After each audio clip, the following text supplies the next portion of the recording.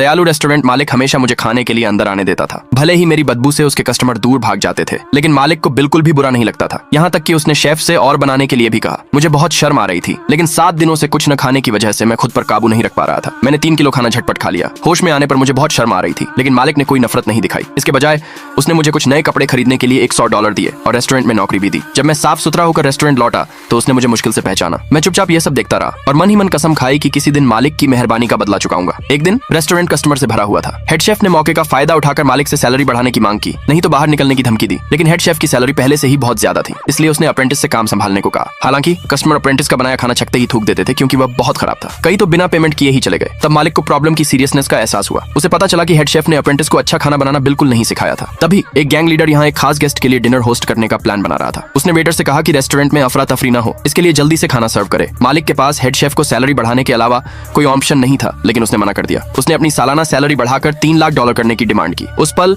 मालिक कंफ्यूज हो गया। उसे हिचकिचाते हुए देखकर हेड शेफ ने मुड़कर जाने का नाटक किया। उसने गुस्से में उसे पकड़ा और बिना मन के मान गया। लेकिन तभी मैंने कहा कि मैं टेस्टी डिश बना सकता हूँ। जब मैंने चाकू उठाया तो सब हैरान रह गए, क्योंकि मेरी स्किल्स वहां मौजूद किसी भी दूसरे से बेहतर थी। ये देखकर हेड शेफ गुस्से से भर गया। सैलरी बढ़ाने का अपना प्लान फेल ना हो जाए, इसके लिए उसने सारा सामान हवा में फेंक दिया, जिससे मेरी बनाई हुई तैयारी खराब हो गई। लेकिन मैंने प्लेटें उठाई और तेजी से खाना हवा में ही पकड़ लिया। मालिक ने तुरंत लोगों से हेड शेफ को रोकवाया और कहा कि और परेशानी न करे। जल्द ही अपनी बहुत अच्छी कुकिंग स्किल्स का इस्तेमाल करके मैंने पहली डिश तैयार की। मालिक ने तुरंत एक निवाला खाया और कहा कि यह उसकी जिंदगी का सबसे स्वादिष्ट खाना है। दूसरों को यकीन नहीं हुआ और उन्होंने एक के बाद एक इसे छका। वहां मौजूद सभी लोग हैरानी से हैरान रह गए। 1 मिनट से भी कम समय में प्लेट खाली हो गई, लेकिन सब भूल गए। गैंग लीडर अभी भी अपने खाने का इंतजार कर रहा था। यह जानकर मैं तुरंत खाना बनाने के लिए दौड़ा और गैंग लीडर के लिए जल्दी से डिश तैयार की। जिस पब्लिकली ट्रेडेड कंपनी को वह होस्ट कर रहा था, उसके सीईओ को यह बहुत स्वादिष्ट लगा और उन्होंने रेस्टोरेंट में $10 मिलियन इन्वेस्ट करने का फैसला किया। दया एक ऐसा इन्वेस्टमेंट है जो दिखता नहीं है। कभी कभी आप किसी को चावल का कटोरा देते हैं जो भविष्य में आपके पास महल बनकर लौट सकता है। दूसरे पार्ट के लिए कमेंट में यस लिखें।